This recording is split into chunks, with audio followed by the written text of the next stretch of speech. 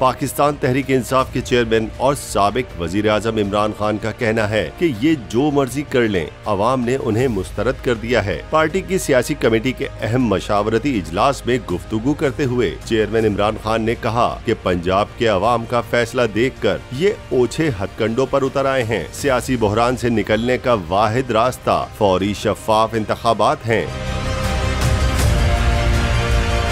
साबिक वजीर आजम ने कहा कि मईशत की तबाही मुल्क को नाकाबिले तलाफी नुकसान पहुंचा रही है। उन्हें अपने इक़्तिदार की फिक्र है, मुल्क के हालात की नहीं। इजलास में PTI रहनुमा और माहिर कानून बाबर अवान ने कहा, अदालती बेंच पर दबाव डालना मुस्लिम लीग नून का पुराना वतीरा रहा है। उनकी मर्जी के फैसले लेने की तारीख रही है। बेंच बनाना सिर्फ चीफ जस्टिस का दायरा इख्तियार है।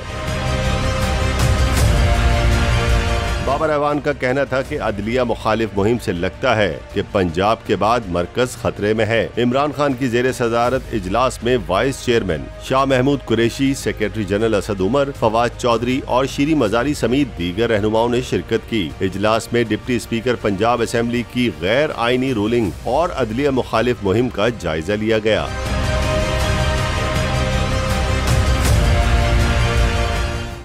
सब्सक्राइब करें और बेल दबाएं ताकि कोई खबर रह न जाए।